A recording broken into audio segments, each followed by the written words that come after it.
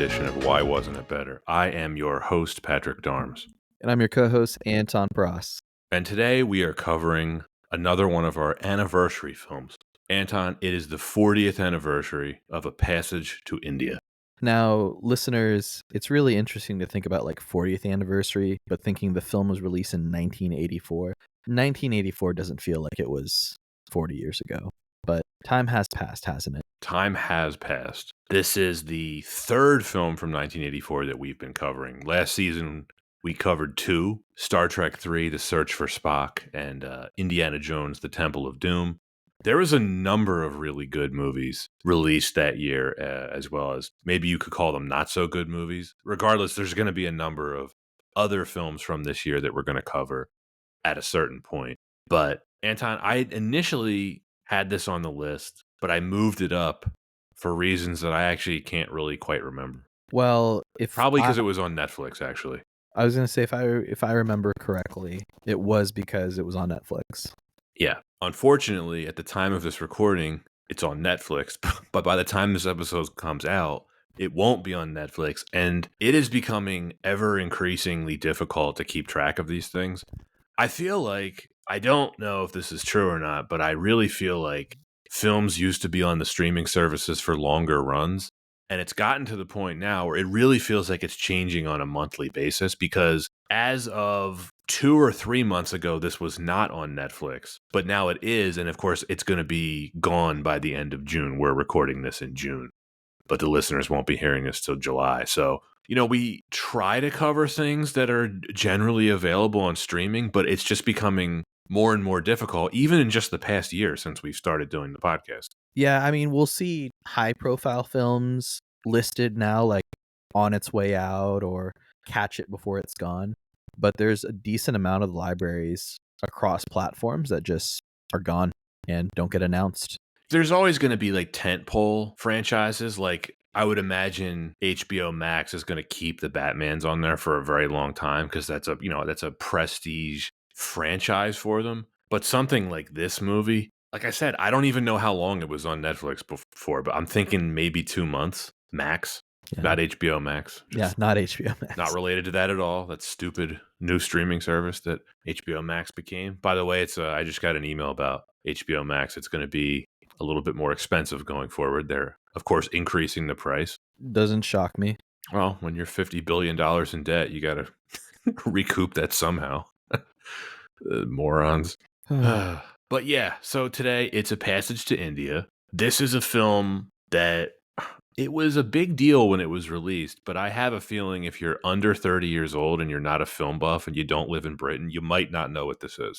I don't want to say it's an obscure movie because I don't think it is an obscure movie, but I also think it's an obscure movie at this point. Oh, I'm going to go ahead and outright say it. It is an obscure movie, especially for this generation, like the youngest generation. There's no way. I'd be shocked if there was anyone under the age of 18 that knows this film exists. Yeah, you're right. I mean, you just think based on the fact that it's directed by David Lean, you wouldn't think it's obscure, but to your point, no chance. I know what the youth respect, and because of that, they do not respect Lawrence of Arabia or any great quality content that they Mr. might David respect Lean Lawrence has of made. Arabia. There's always younger folks that are into movies. You know that. Do you see what trends on TikTok? No, I don't use TikTok. Exactly. I don't know anything about TikTok. I do know that Eric is managing our TikTok. Yes, and we'll be on there, ironically, although we don't use it. No. Oh, well, again, by the time the listeners hear this episode, we will be on TikTok. Yes, but 'tis a place where the shadow covers that we do not realm. No. There's only so many social media platforms I can handle. I can post on Instagram. I can X tweets. I mean, should we be on the forefront of Threads? Maybe we should be like tripling down on Threads. I don't even know what that is. It's the new Facebook version of Twitter that you can use off of the Instagram app. That's even more confusing to me. It's you just said it's the new Facebook version of Twitter that you can use on Instagram. Yeah, so they're pushing it on Instagram profiles where you can connect your Instagram account instantly to Threads. But what is it? What's the difference between it and Instagram? It's more Twitter based. So like it's more like update based, but You'll see, like, if you go on the interface, it looks a lot more like Twitter than it does Instagram. All right. Who knows? Maybe it doesn't take off. Look, we can try it. Yeah. You know, hey, if it gets us more follows, sure. Sure. We probably sound like just a bunch of just two old guys. But you know what, listeners? That's who you're listening to. Yeah. And it'll happen to you if you're younger. Like I completely understand where my parents were coming from now when they were like just confronted by new technology and they're just like, no thanks. There's a really famous scene from the golden age of The Simpsons where Grandpa Simpson in a flashback is telling Homer, I don't recognize any of the new music. All of this fashion is completely foreign to me, and I'm not hip, and I don't even know what hip is, and it's going to happen to you. And it's so true. He was right. All right, let's talk about today's film. A Passage to India. Adela Quested, that's a real name, I didn't make that up, is a young English woman, and she travels to India in the late 1920s to visit her fiancé, a British magistrate posted in a small town, Chandrapur. Her traveling companion is her fiancé's mother, Mrs. Moore. They want to see something of the country and to meet everyday Indians, but they are frustrated by the British community's insistence that relations with the locals are best experienced from a distance. Finally, a friend introduces them to a Muslim doctor whom Mrs. Moore had seen briefly on her visit to a mosque. He takes them on an outing to the nearby caverns, a local attraction, but what happens there threatens to destroy any civility between the British and Indian societies. A Passage to India was released on December 14th, 1984 by EMI Films, HBO Films, and Columbia Pictures. It was directed by David Lean. The screenplay was written by David Lean. It's based on the novel by E.M. Forster, as well as a 1960 play adaptation of the novel by Santha Rama Rao, starring Judy Davis, Peggy Ashcroft, Victor Banerjee, James Fox, Nigel Havers, Roseanne Seth, and Alec Guinness. The budget was $21 million. That is $62 million adjusted for inflation. And the box office was $40 million. That is $118 million adjusted for inflation.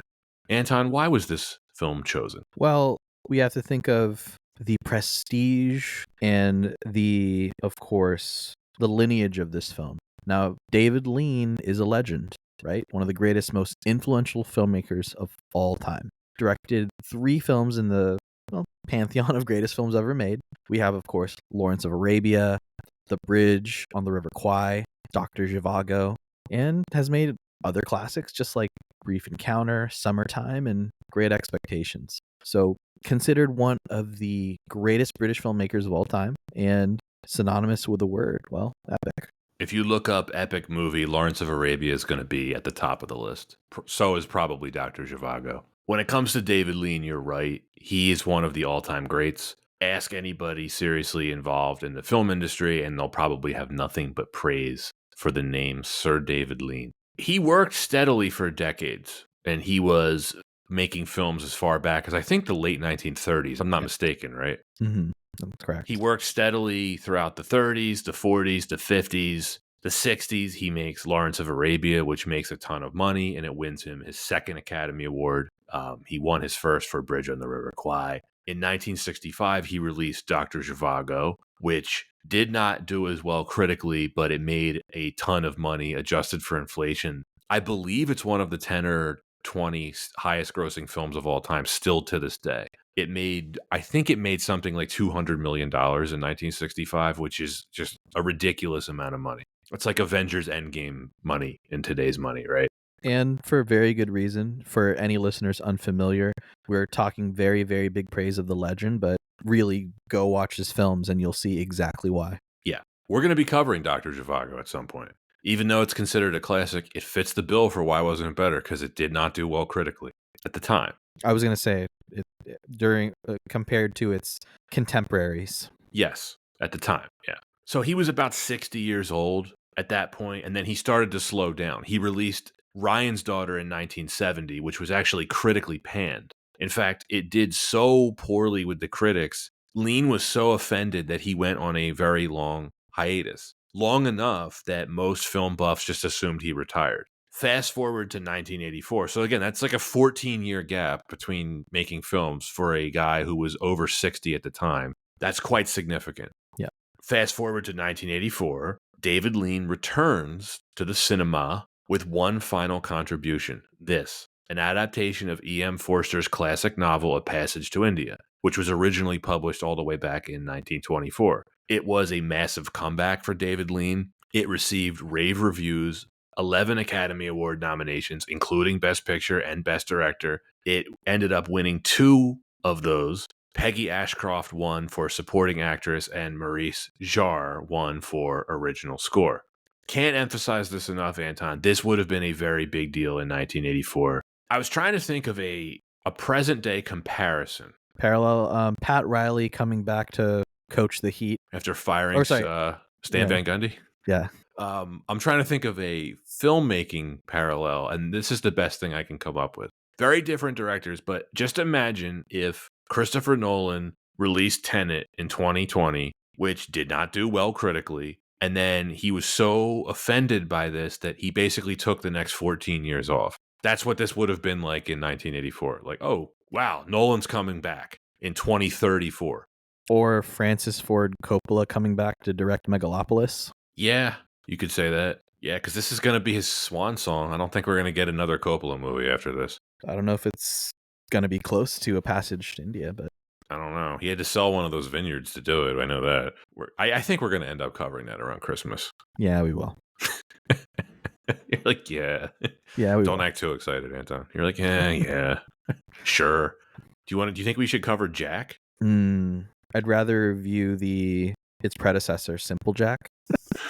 Oh my gosh. Listeners, do you get that reference? Of course they do. Oh. We're going to do a couple Coppola films on this podcast. Godfather 3 is absolutely going to be covered. Oh, such trash. It's awful. It'll be fun to talk about, though. That'll be a great episode. That'll be fun. Back to A Passage to India. We mentioned the success that this had in 1984, and yet when we introed this film, we made a point about saying how if you're under a certain age, you've never heard of this movie. That's the thing about this film. Despite David Lean's status in film history, despite his unbelievably impressive resume, A Passage to India has very little relevance today. You were right. We were talking about this before the recording. I think you're right, Anton. It's probably a bigger deal in Britain. Yeah. Cultural reception, and we'll get into more about what this film talks about race relations and culture, but our audience is primarily American. Yeah, for the most part. Yeah, whereas this film and this book really was written for the British perspective. Yeah, it certainly does not paint the British in a positive light. No. Which we'll get into. I would imagine it's very fondly remembered by serious fans of David Lean and serious film buffs, but it is certainly not on the same level as his classic stuff. And just to the point about our younger listeners, I would imagine they've all heard of Lawrence of Arabia and Dr. Zhivago, even if they haven't seen them. They are very, very famous films and classics in every sense of the word. Probably Bridge on the River Kwai as well. Also starring Alec Guinness, where he properly played a Caucasian. And for you uncultured listeners, that's Obi-Wan Kenobi. Yes. The original Obi-Wan Kenobi, not Ewan McGregor. Yeah, Ben Kenobi. The old guy. Old Ben. Yes. The guy with the same name who was in hiding on Tatooine. Not hiding out that hard, I guess. I always crack up with just the memes of just like how much he aged in the 20 years between the two films. And Tatooine, rough place. A lot of sun exposure. Not enough. Yeah, not enough cloud cover on Tatooine. Twin suns. Yeah, I guess that actually checks out. It's like he got like 50 years of sun exposure in 20. So he needs SPF 300. Yeah, it's the one plot hole that George Lucas managed to avoid with his just awful writing. Anyway, back to A Passage to India. Is there anything you want to add before we get into the production history of this? Younger listeners, go read more books. I'll start. Yeah. and I'll stop there. Have you read this book? I have. Yeah. Oh, really? Okay, Yeah. I have not. Yeah, That's I read interesting. this book. As a kid or like somewhat recently? It was in college. So Okay. just to give a little bit more context, I mentioned, before we recorded that the reason I even saw this film was because I saw it on a list of like underrated films. And so I took it upon myself to watch it Really enjoyed it. Found it very fascinating. Read the book, and again, it's same thing. Very fascinating. Goes into the same details. It's been a while since I've read the book, but I feel like it really is just, again, fascinating. And I think that's the best way to put this film. I think without stepping on my opinion of this film too much, I don't know that I would call it entertaining, but fascinating is the right word. I watched this twice in the past week, and I really was fascinated by it. Yeah, you just ask yourself, did I really see that? Is that what Yeah, I think it is? Did I hear what I just heard? yeah. All right, production history. E.M. Forster published the novel in 1924 after writing it for nearly a decade. In the ensuing decades, several filmmakers approached him about adapting it, but he rejected all offers. However, he did allow Indian author Santha Rama Rao to adapt it for the theater in 1957. Now, David Lean had been a fan of the novel. He saw the play in 1960 and he inquired about purchasing the film rights shortly after. However, Forster rejected him as well. And also worth pointing out, the context of this matters. Most people probably know this, but I think it is worth reminding the listeners. In 1924, when he published the novel, India was still part of the British Empire. It would not gain its independence until 1947. So the context of that is extremely important to this story. Now, Forster died in 1970, and this is really interesting. The governing board of fellows of King's College at Cambridge inherited the rights to all of his books. Now, I don't really know why that happened, but that's what happened. Initially, the board honored Forster's request and they turned down all offers to adapt it into a film. However, fast forward another 10 years, a new fellow became the chief executor and the film rights were made available. I'm assuming there was some kind of financial incentive at Oh, this point. I would totally assume. Yeah. Yeah, they ain't gonna do it for free. In March 1981, producers John Brabourne and Richard Goodwin obtained the rights. Brabourne, who was an admirer of Dr. Zhivago, he wanted David Lean to direct the film. Now, as we mentioned, Lean was in the middle of this 14-year hiatus between films, and that was really not something that he had planned to do. He was, of course, as we mentioned, so shocked by the reviews of Ryan's Daughter that he just simply stopped making movies. But he was trying to get back into filmmaking by this point in 1981. He tried to make an adaptation of Mutiny on the Bounty. However, he was unable to obtain the proper financing. Oh, and sidebar, Anton, I was reading more about that. His attempts to make Mutiny on the Bounty, he wanted like a $50 million budget in 1984 or in the early 1980s. So hard to get a producers or a studio to okay that. Yeah, just for some context, that would have been like way more than the budget of like Return of the Jedi. Right. So the studios were, understandably like, no thanks. Like, it's been a while. No. Yeah, it's been a while, not right man. now. You still got that fastball? Are you talking about cricket? That's a joke for all of the English listeners. I'm going to attempt to do some British accents in discussion of this film because there are some astonishingly awesome British accents in this movie. As you know, Ronnie's doing splendidly. Back to Passage to India. The two producers approached Lean about adapting the film, and of course, he accepted. Now, Santha Rama Rao completed a draft of the script, and Santha Rama Rao had worked directly with Forster. What was that name? One more time? Santha Rama Rao. And again? Santha Rama Rao. Thank you. One more time for good measure.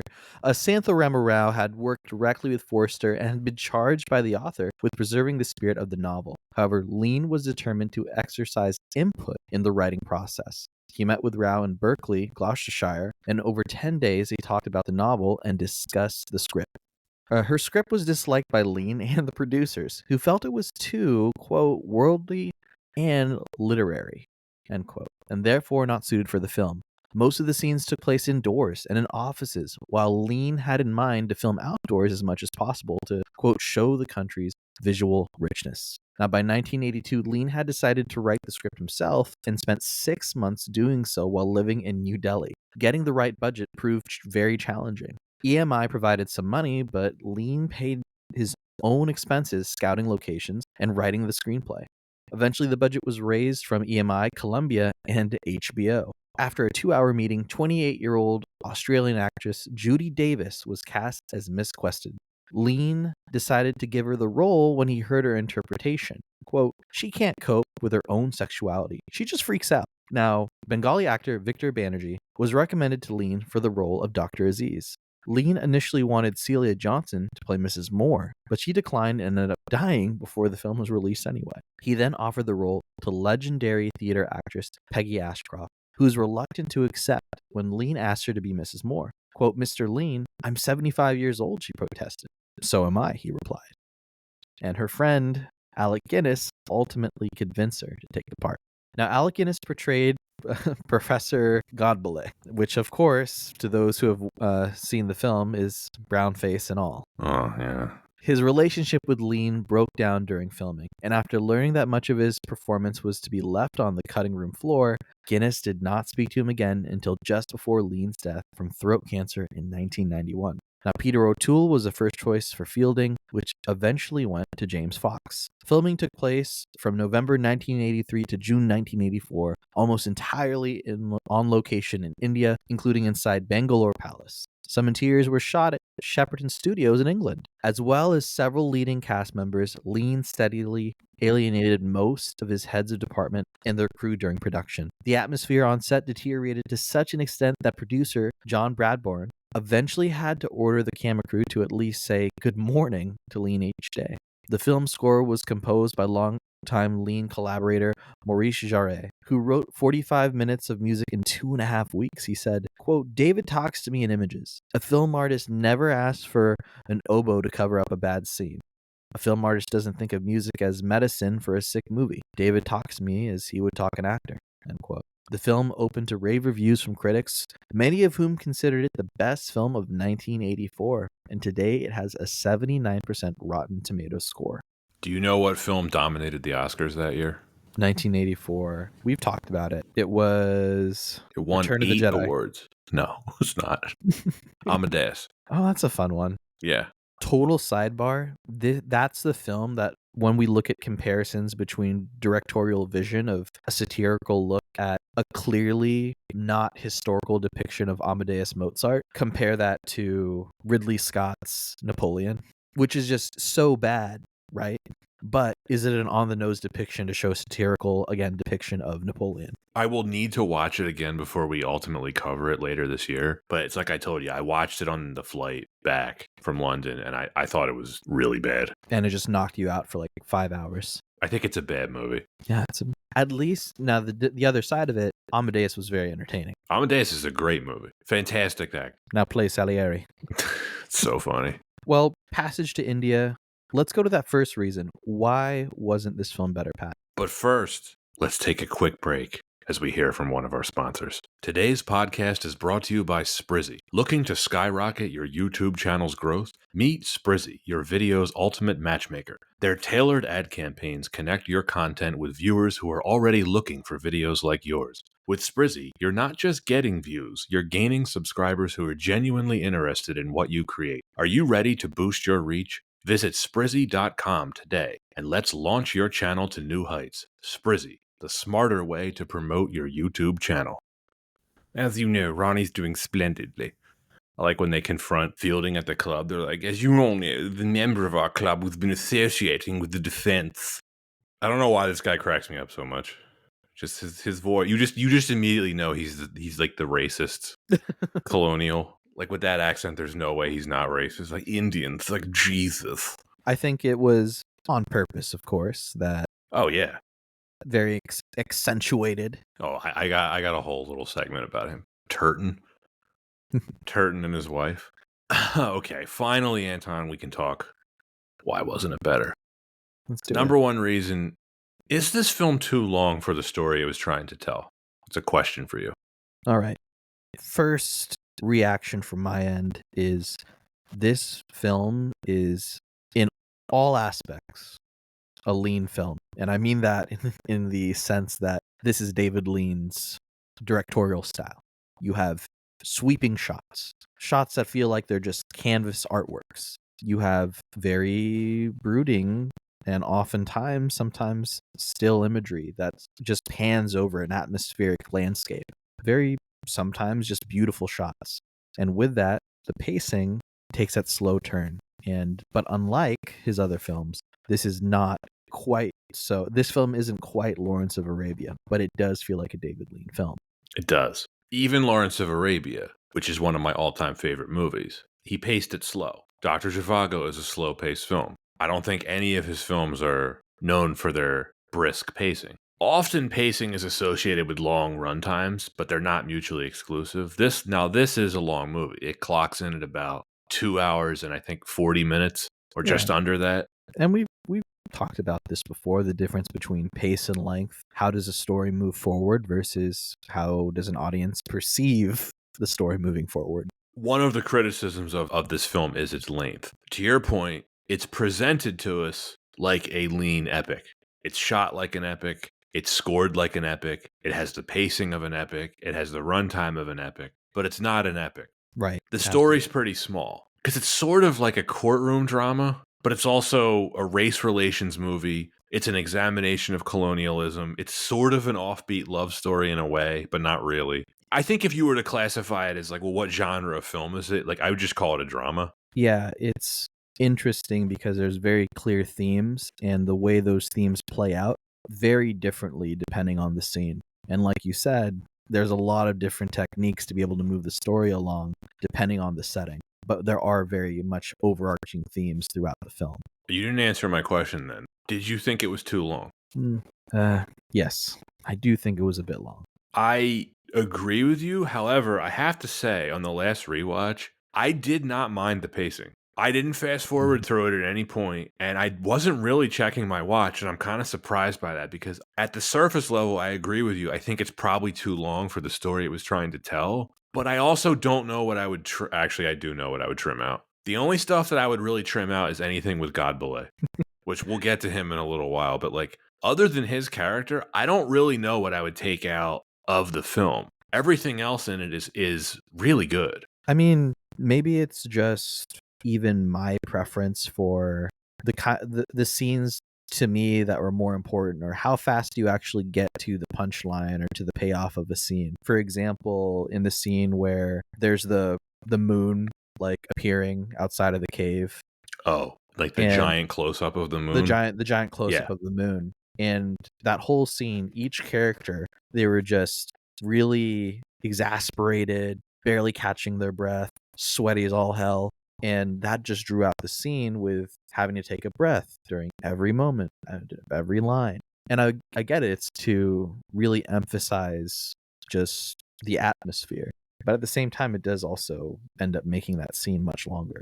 I also wasn't sure what was going on with the moon, too. It's like, is this some kind of like magical realism thing that Lean was trying to push towards? I interpreted it as a misunderstanding or just like a lack of understanding between two cultures on interpretation of mysticism, whereas there's the British perspective of, oh, this could be like some sort of ominous event or understanding of the unknown, and then the Indian perspective of this could be tied to some sort of like religious cultural aspect. And of course, that all happens around the quote-unquote main event of the film, which is this incident at the Marabar Caves that happens about 90 minutes into the film. So you could make the argument, the main event, we take a long time to get there. So like we said, how long do we get before we get to the payoff or the punchline? Right. And then you think the film is going to climax at the trial where Adela basically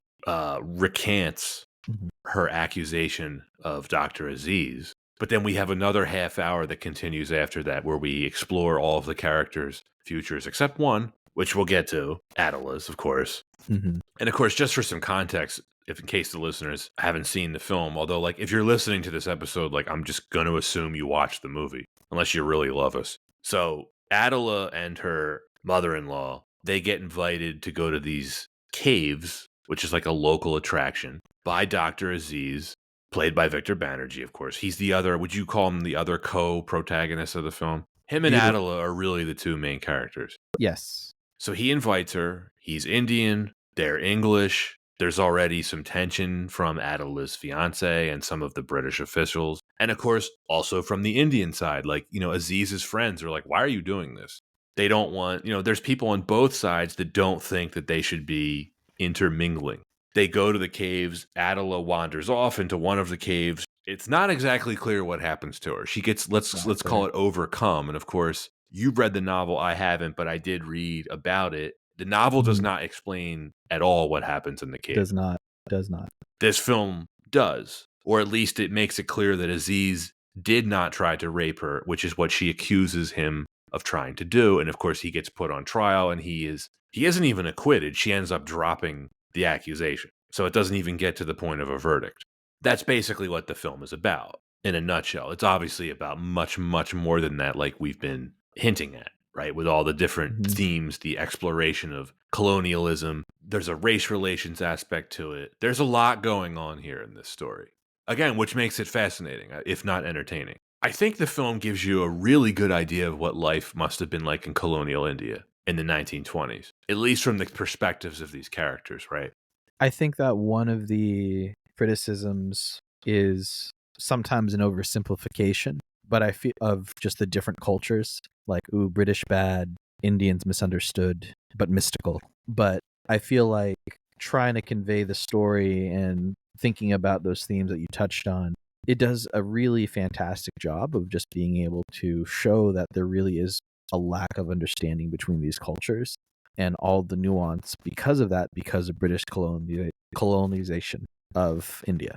And of course, at this point in the British Empire, it's starting to erode. We're post World War I, which really, really weakened the empire, both, financially as well as militarily. And I mentioned this earlier, this film does not paint the British in a positive light at all. It's not a good look for the British.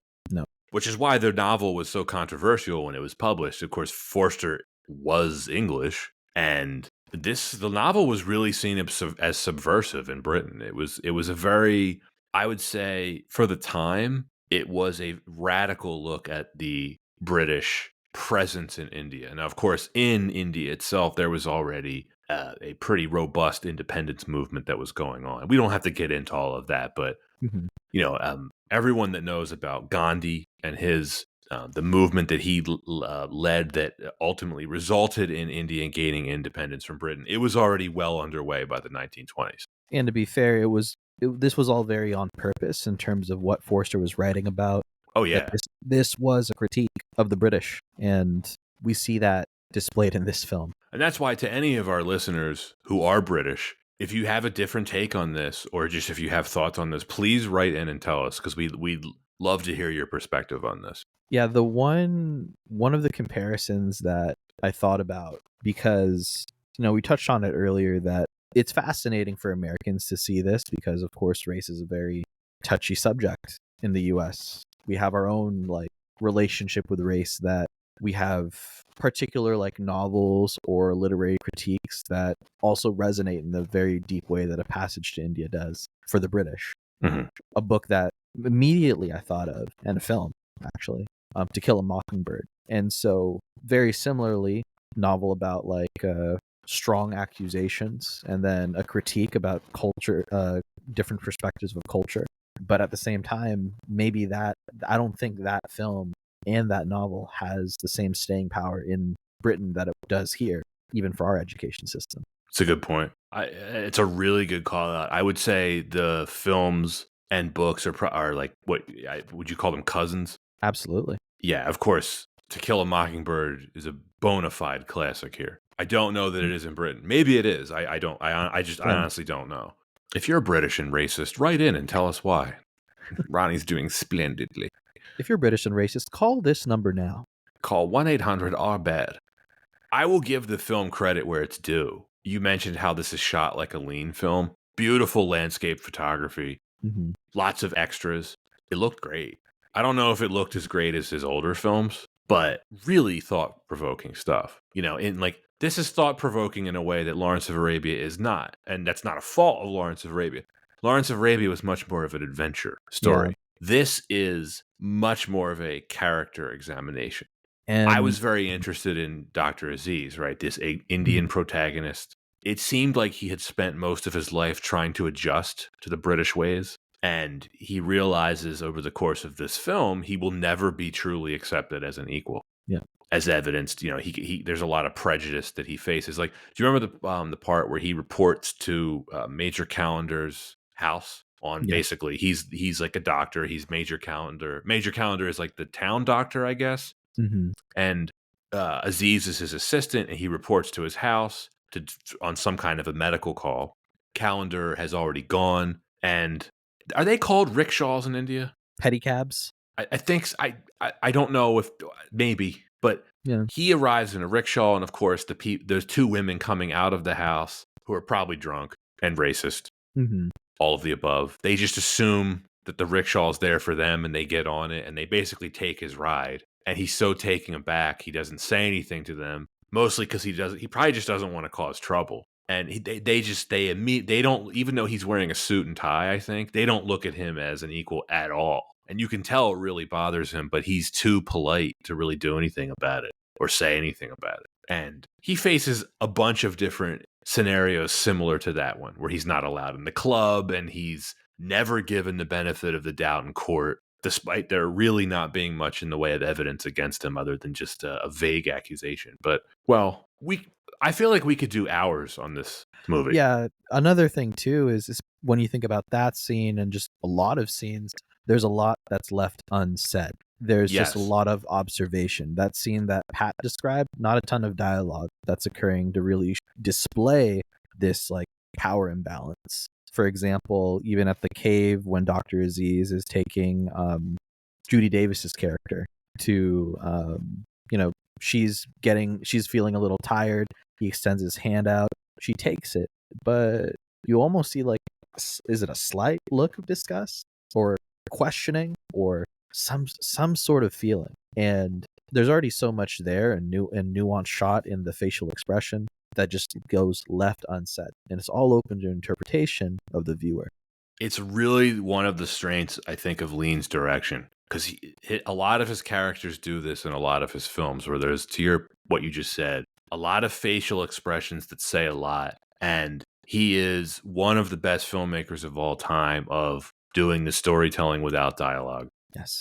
And it's very hard to do. And I think that's one of the things that works really well about the pacing of his films, is because they're so slowly paced, you are able to absorb all of this. And even though there's a lot of things that are unsaid, it's not confusing most of the time. Even though you're not really sure maybe what the motivation is or what the interpretation of it is, there's a difference between leaving something open to interpretation and just being outright confused about what's going on. Right. But it's fair to say, using that same technique in this film, it can, even for me, it made the pacing feel a little bit long because there's quite a bit of it. You're not wrong.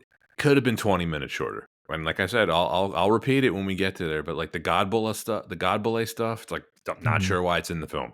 That being said, for as long as this film is, I did find there to be gaps in the story. We talked about this on the phone the other day. When Adela flees the cave and she gets into the car with Calendar's wife, we don't really see what happens to her apart from she gets brought back to the doctor's house, Major Calendar, right, by his wife. She is covered in thorns. She's bloody. She's delirious. They sedate her. Then she's basically in sort of like a medically induced coma for a couple days. Am I right? There's a lot going on there. That's pretty much what they did to her. Like I think McBride, the police chief, he says like she's under heavy sedation, doesn't he? Is that what he says? Yes. Yeah.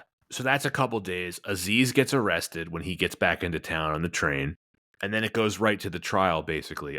There's a handful of scenes with Aziz and Fielding and his two friends who end up being his defense attorneys. But where I think there's a gap in the story is, how does Adela get from running out of the cave to accusing him of attempted rape? Like, did she make the accusation herself? Was she talked into doing it? Later, after the trial's over, Fielding guesses that she was talked into it, but it's not explicitly stated. And we see, my point is, we see plenty of what happens to Dr. Aziz. We get everything from his perspective, right? He gets arrested, Fielding and his friends arrange for his defense, yada, yada, yada. But we see nothing from her perspective. And I found that a little jarring because up until this point, for the first 90 minutes of the film, she is the main character, and we are seeing everything from her perspective with very deep, very interesting characterization. I mean, we are going into her basically exploring her sexuality, like very intimate stuff, right? Yes. And after the incident in the cave, we don't get anything from her perspective anymore. And I think it would have benefited just from getting a little bit more. I was invested in her character. I wanted to know more about like what was motivating her. I think that at the end of the day, this was artistic decision. If this film is about lack of perspective and lack of cultural just awareness, and at the same time, constant asking of why can't we bridge across like these cultures to cause such a rift if we don't get a clear answer, especially even for something as drastic as that, it really does continue to beg the question of what causes such cultural rift and what causes such limited perspective. And I feel like that begs more of an open question that really the director and the author would want the audience to ask themselves versus get a clear answer. Why would she even say something like that? And I feel like letting that go unsaid will be a constant mystery. Oh, it was definitely an artistic decision. If you recall, after the trial is over and Adela, because she recants, right, she basically Mhm. gets abandoned by her fiance Right. and the all the British establishment, right? And the only person who really has any sympathy for her is Fielding, who is really the hero of the film, I think, if you think about it, right? I mean, in like a traditional sense, but Fielding's interesting to me because the reason why I consider him the hero of the film is he successfully is able to bridge the gap between both sides, even if he's not fully accepted by either side. mhm, And he's certainly the most interesting of the British characters. the one with a more cultural gray perspective on things. Yeah, like he's genuinely trying to be friends with people on both. Like he genuinely likes Aziz and is his friend. He's not faking it for any kind of financial gain or some kind of incentive. He continues to see Aziz because he likes him and he cares about him. Mhm, But the point I'm making is, you're right about it being a decision on Lean's part because if you remember when he basically is taking Adela back to his house, he asks her like, "Why did you do it?" She doesn't answer him. mhm, Maybe yeah. she doesn't even know. And I think to your point earlier in the film, who says it? I think her fiance. What's his name? Ronnie. Ronnie. Yeah, Ronnie. I can't marry you, Ronnie. Yeah, what a wet noodle he is. But he says to his mother, Mrs. Moore, the machinery has already begun. And what you were saying makes total sense. It's like this is bigger than her just accusing Aziz. But Mhm, like I said, I got so much deep characterization for her character in the first 90 minutes of the film. I was really hoping to get some kind of explanation. And I was a little disappointed that I didn't get any. But to your point, I understand why Lean chose to leave it ambiguous. no, that's fair. Also, we don't get any elaboration on her character, like what happens to her after she returns to England. We know that she introduces Fielding Yeah. to Mrs. Moore's other daughter, Stella, but we get very little from her after the cave incident. It's a very strange way from the director to treat your main character. Yeah, in the book, Dr. Aziz, it really displays Dr. Aziz just feeling so much more betrayed by Fielding because of his continued relationship with Adela, or even just taking her in, and even just assumes that he'll end up like together with Adela, which we know is not what happens. Right. That's why I think Fielding is an interesting character, though, right? Like, when the trial's over, like, you're mad at Adela, but I think, again, it's really good direction from Lean and really good acting from all of the above. It's like you understand why Fielding is helping her. He just feels sorry for her. Mhm. He's doing it out of pity. Like we said, listeners, very fascinating film. Yeah, there's layers to this movie. It's a really interesting movie. It is. It's got some, like I said, there's some gaps in the story, but it really does make you think. I haven't thought about characters in a film like this in quite a while. Probably, I would really say not since Ghost in the Shell. No, I'm kidding. Like not since Ants, or 0.000% of the population that loves ants that we just triggered with our opinions on it. The literally ant-sized Yeah. population that really, really loves ants. Back to Mhm. Passage to India. Anything you want to add about the story discussion before we move on to the next reason? I'm ready to go to the next reason. All right, it's the cast. David Lean did not have a good relationship with most of the cast. And quick sidebar, Anton, I have read his biography. He was married like 8 times. Probably not the best hang. Yeah, just not really someone that gets along with people. No, which Which is, is interesting when very you're a director, but but also very well known. Like this is something yeah. about him. Yeah. I think the most polite way of saying it is that he was a jerk. Yeah. But he Which knew how to direct a movie. which we found with some eccentric behaviors and personalities, it's not uncommon for No. just some sort of behavior that seems a little unsavory. But like I do start to think a little bit about our dear friend James Cameron and his infamous his infamous personality on set. I think you're not wrong to make that comparison. I got similar vibes reading about the two, where it's just like not the easiest guy to get along with, but they all respected him. Yes. Judy Davis told David Lean allegedly, quote, "You can't fucking well direct," end quote. She also claimed that he didn't understand women. Victor Banerjee argued with David Lean over Aziz's accent, and he called him obnoxious and a hack compared to Sajayat Ray, I assume is an Indian filmmaker. Mhm. Peggy Ashcroft dislikes altering of the novel and his, quote, lack of respect for her co-stars. Pretty strong feelings. Yeah. And then, of course, we already mentioned this in the production history, but Alec Guinness was so unhappy with how much of his performance got cut out. He did not speak to Lean for years until briefly before Lean died in 1991.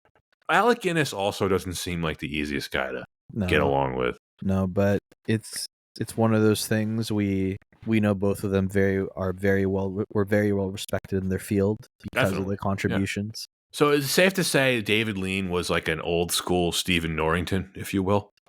There we go. Yep. It's the only time in any of the listeners' lives I'll ever hear David Lean and Stephen Norrington mentioned in the same sentence. But let's actually talk about the cast itself. I'd like to start with Victor Banerjee because I think he should have been nominated for an Academy Award. I think he is phenomenal in this role. I loved him. I wish I had seen him in more films. It seems like he is primarily an actor that has worked in India. I can't think of another role that I've seen him in, but he's super charming. You instantly like him. I was completely invested in what happens to him. Mm-hmm. There is a bunch of great performances in this film. He gives possibly the best one, in my opinion, because if his performance doesn't work, the whole film falls apart. You have to be able to empathize with him. He comes off as charming, humble, morally grounded.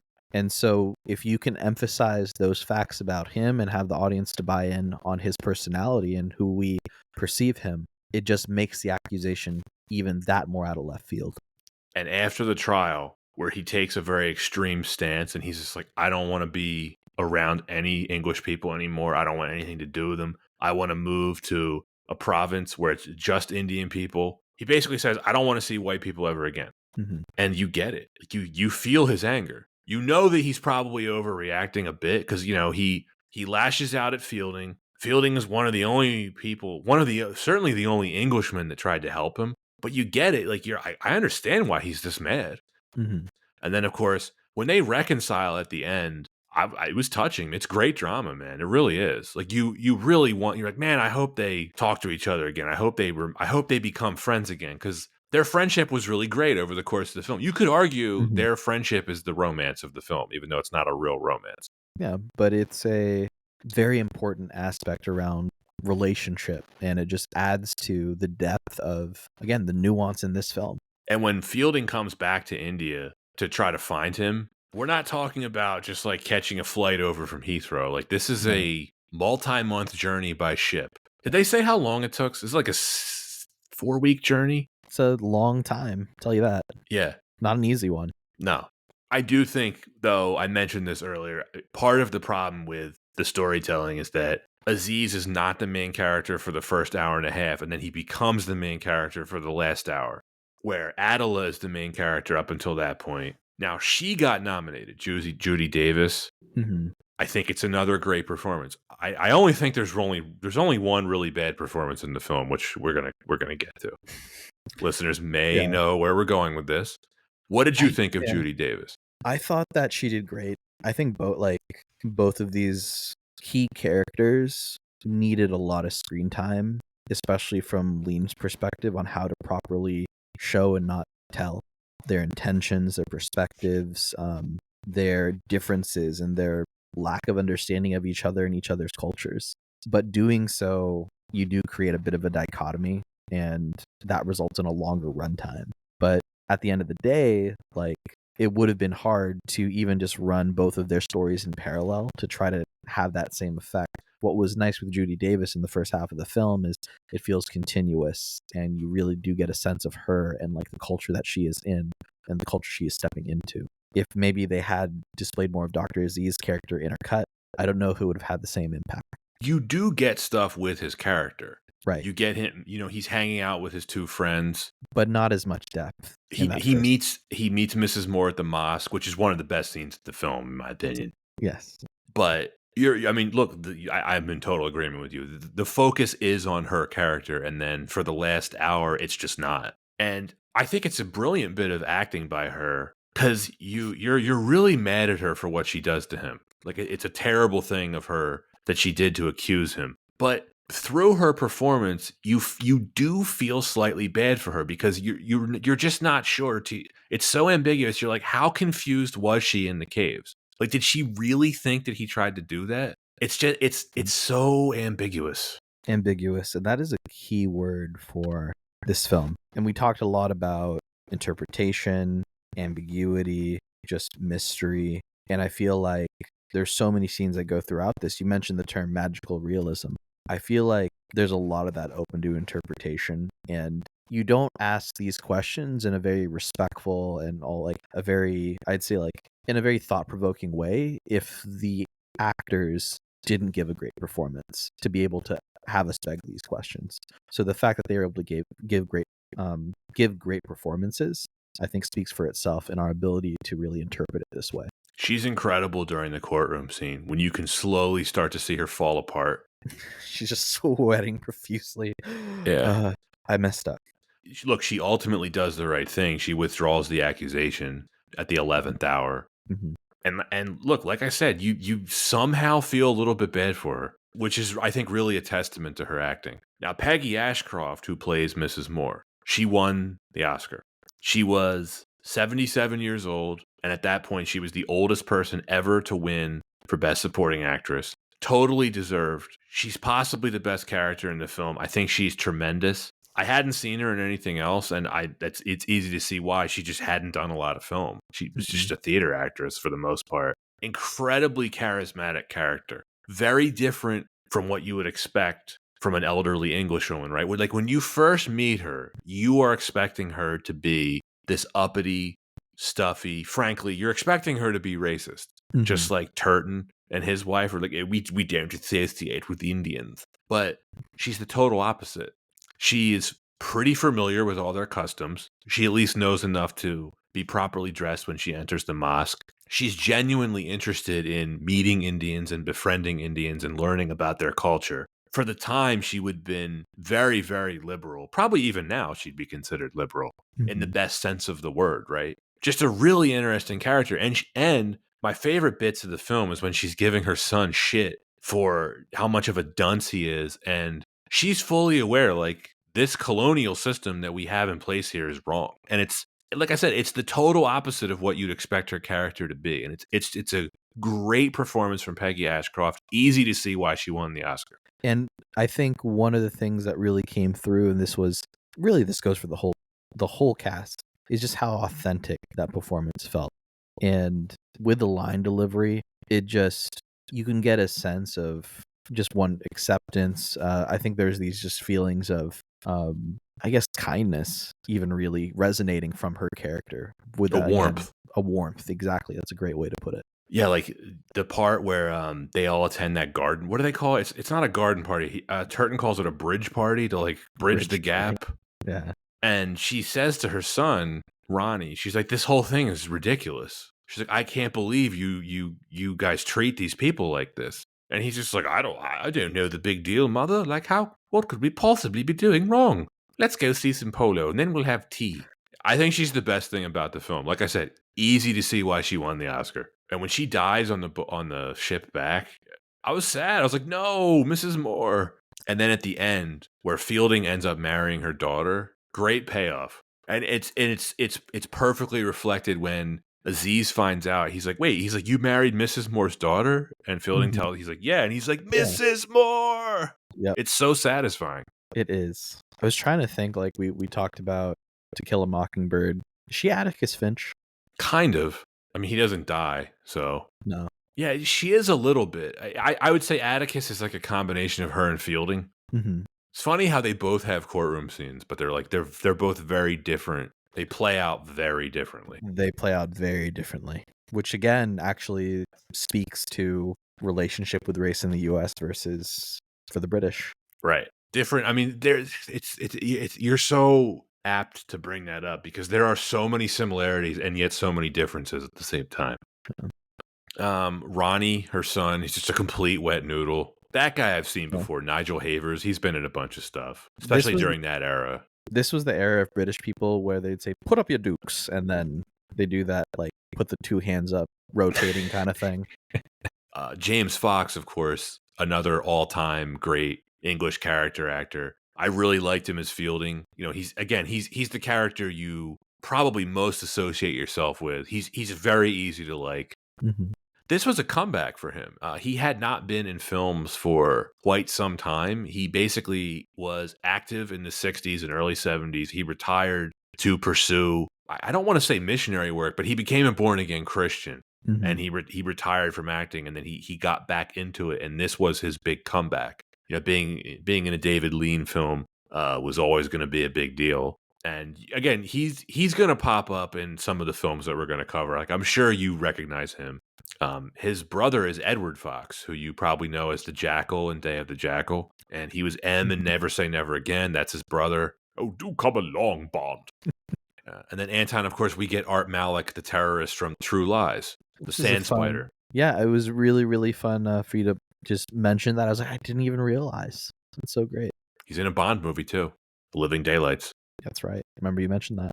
Yep. All right. I want to talk about the best British accent in the film, which is Turton. He's this guy. His title is Collector, which I wasn't sure what that meant, so I had to Google it. It is the executive head of a district's administration in India. The district collector is the highest officer of revenue department for the district. The collector is the highest authority of revenue administration. So something like a mayor is like how I interpreted this. It's not more of like a financial, like the financial department of like the building, or sorry, of the administration.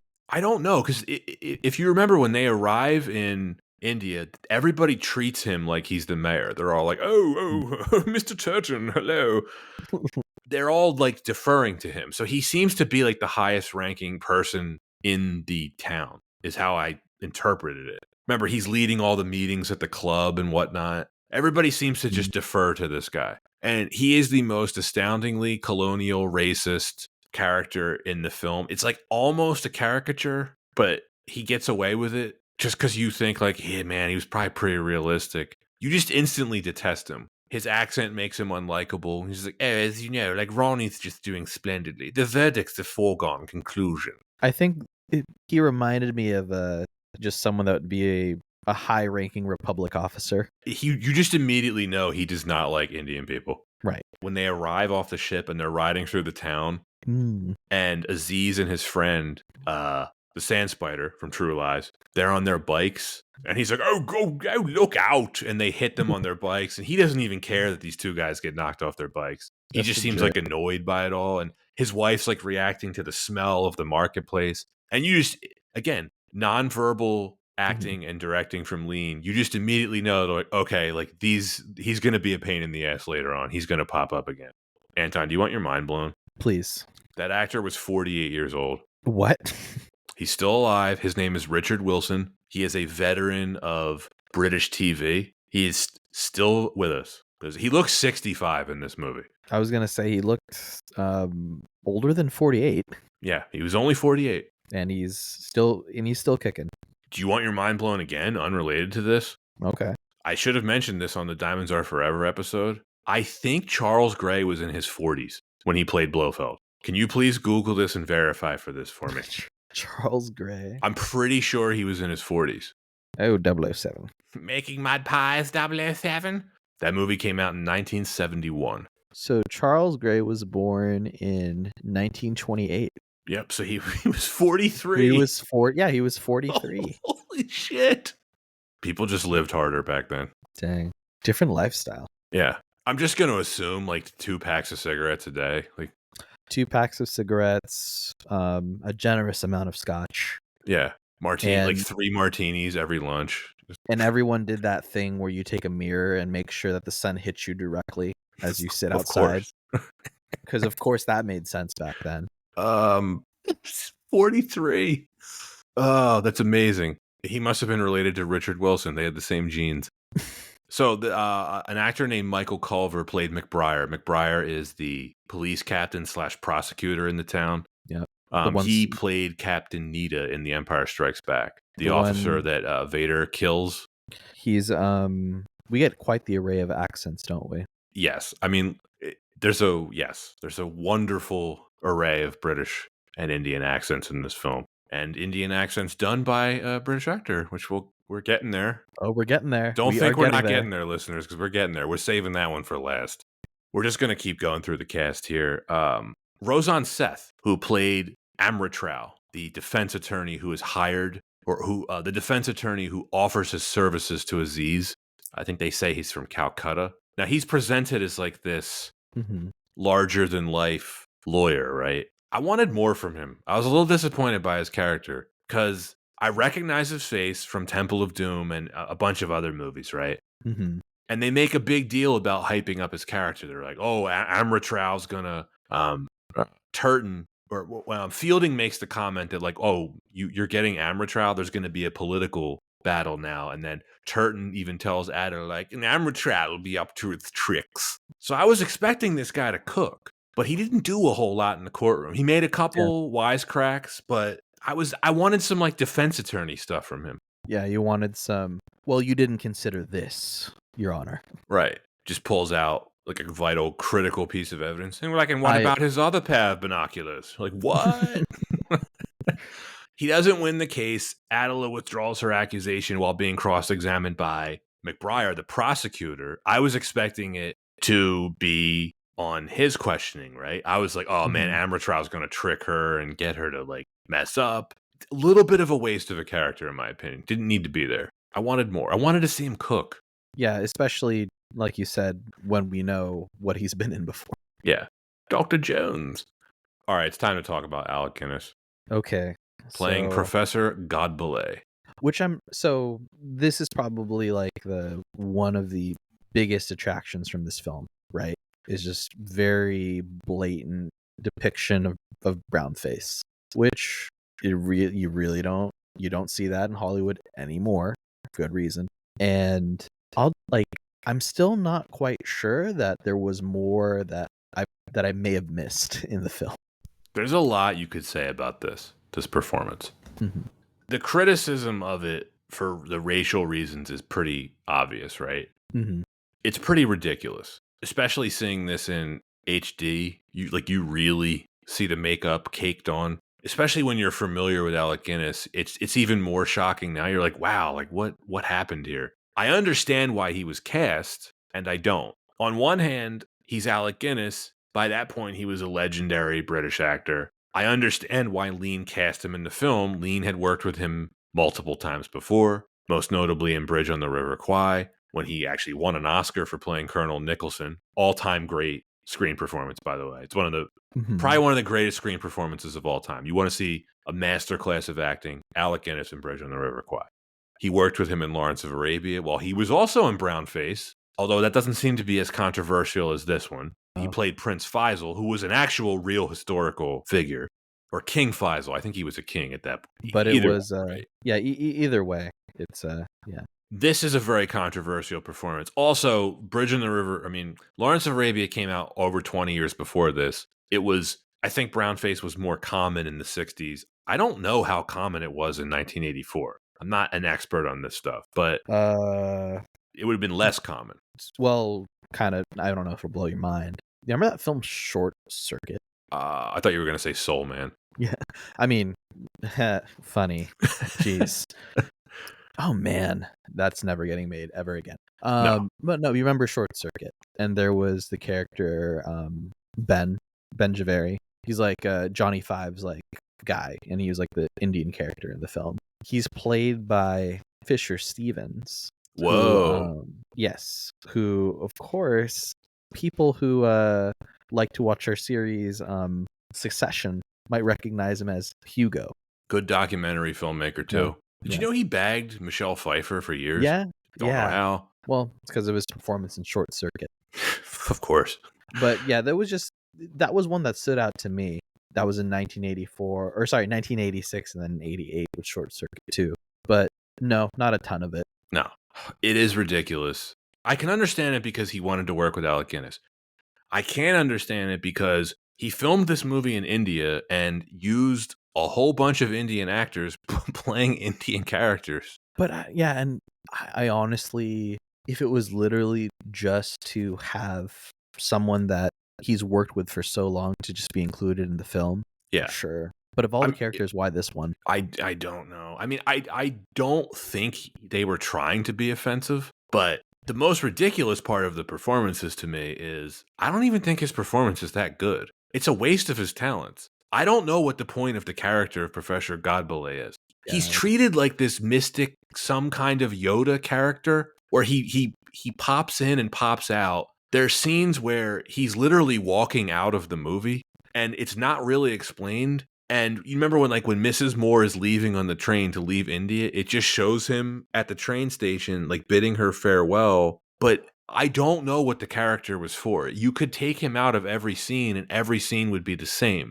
It's really interesting too when we think of, you said the Yoda type character, and a lot of what he was saying was just very like over your head, like talking about Hinduism, talking about just sayings that are meant to sound very mystical and very prophetic. But at the end of the day, like, because we know like this is a bit of brown face, it does feel a bit reductive. And it doesn't feel like it really serves the story in a way that moves it forward. No, and I know his character is in the book, so they probably wanted to, be faithful to the book. But Lean was aware of the ridiculousness of it. Lean was talking about him and he said, quote, "He was deathly afraid of doing a parody of a Peter Sellers Indian, but I'm afraid he did exactly what he was afraid of doing. We had to cut chunks of it out," end quote.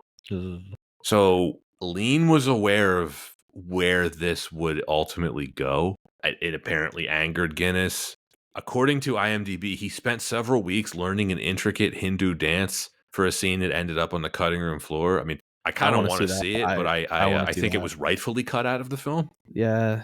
I mean, there is like a list, right? We could put down of all-time worst offensive brown face performances. This would be on it. This would be on it.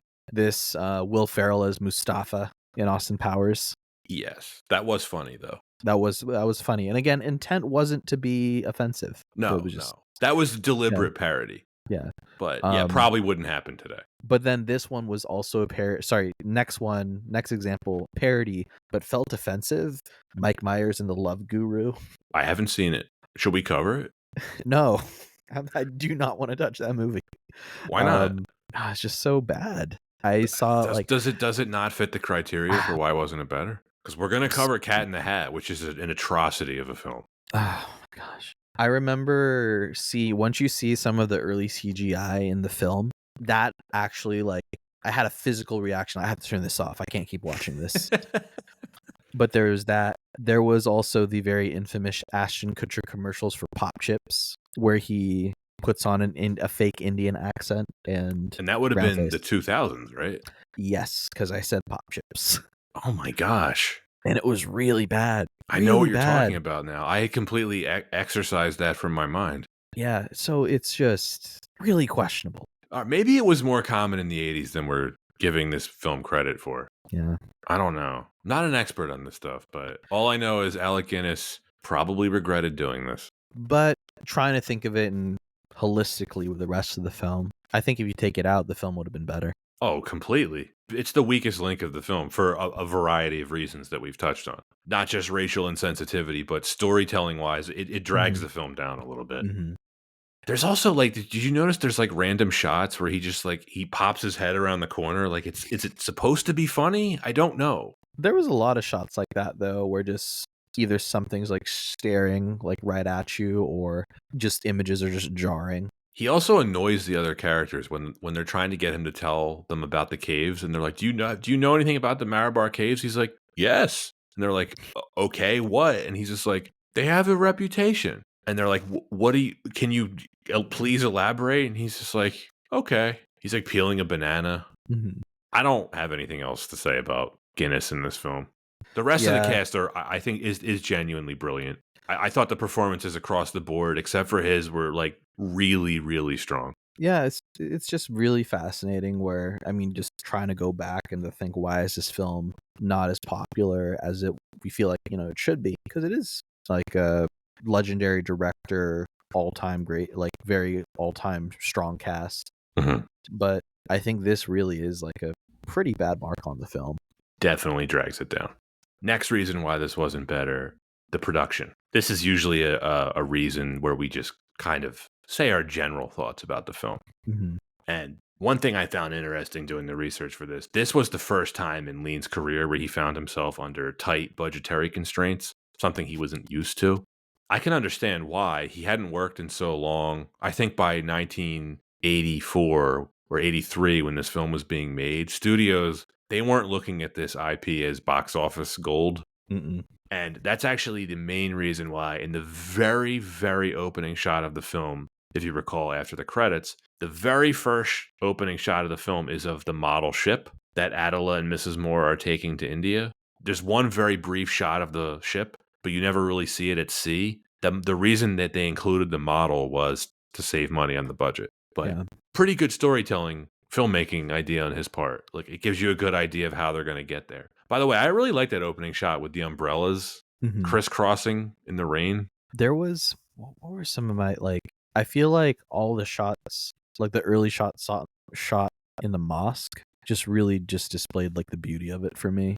That was just exquisite. It did. He It- knows how to it- frame a shot. And just in general, I feel like I've never been to India, but I felt like you just get a sense of the grandeur, you get a sense of the vastness and just how old it is. And I mean that in the best way. Oh, Like, yeah. there is history. That's why it's such, I mean, there's a lot of reasons why this is a fascinating film, but it was made in 1984. And I actually read it, online. Someone said a criticism of the film is that it was made in the 80s, but it feels like something that was made in the 60s, like one of his older films. And I kind of liked that about it. It was Mhm. that empire-based storytelling. It was it's the type of filmmaking. It was very common in old school Hollywood. It was a relic by the time this film came out, just like the British Empire. The era of British colonialism was a memory by 1984. And I think this film did such a good job of capturing that memory. And look, we can't emphasize enough just how this topic, or like, this subject matter really is not something that studios would want to fund too much money into. Let's really think about the middle of the 1980s. What were hot films in the 1980s? The Brat Pack, of course, Roadhouse, all Indiana of the Jones, Star Indiana Wars, Jones. Rambo. We have a lot of films that are a bit more like, not to discount them, but a bit more simple in terms of what the storyline and plot is. Nothing too heavy, nothing really character driven or really character examinations. You do see those films, but they don't have big budgets against them. You didn't enjoy the class warfare that was portrayed in Footloose? Oh, wow. That's one way to put it. Or, of course, all the films featuring beloved John Candy in the 1980s. Yeah, of course. Love John Candy. Yeah. Imagine John Candy in this film. With a really bad British accent. Oh my gosh. He only did one dramatic performance. Planes, Trains, and Automobiles. That was a comedy, kind of. Kinda, but it was one of his most emotional performances. Like, Oh, you no, would you're you right. You're right. yeah. I'm thinking of his cameo in JFK. Oh, okay. It's really Yeah. cool Like, cameo from him. played it straight. Oh, Yeah. yeah. Yeah. Speaking of playing it straight, I think that's one of the best things about this film. I'm paraphrasing a bit, but in his 4-star review, Roger Ebert said that Lean was wise not to play up the melodrama too much. He made this film pretty straight, and I think it's one of the strengths of it. There's not a whole lot of overacting in this film. Everyone's Mm. pretty much playing it straight. Yep. It doesn't linger. No zoom ins on expression other than letting the atmosphere and the shot speak for itself. Yeah, this was very similar to the Merchant Ivory productions that were starting around this time. They would Mhm. start to take off more in the late 80s and the early 90s. I'm thinking about like A Room with a View, or most successfully, the ones that came out in the 90s, like Howard's End and Remains of the Day are probably the most successful of Mhm. those. This film, I think, has some similarities with those, but different type of production, right? Those films don't have like the cinematography that this has. No. He really was a perfectionist. Like I was reading stuff about on the set of Lawrence of Arabia, like when they were filming on location, he would just wait days to capture the perfect shot. And you really get the sense that he did the same thing here, which is probably why the whole crew grew tired of him. Yeah, I mean, even just the thought of that, each second, right, is money. And with that, there's of course the tight budget of being able to like get the film out at a set time. And even for the actors on set, every second that they're on that set, they can't work on a different film. Right. So Yeah, I mean, he also, do you notice, I don't know if you caught it in the credits, he also edited the film by himself. perfectionist. Yeah.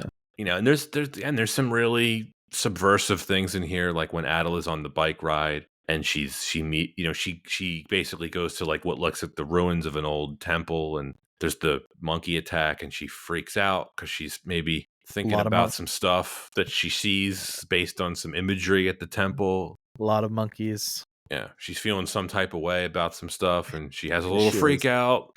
And of course, that's the precursor to her meltdown in the caves later on. Mhm. Mhm. Just again, stuff that makes you think.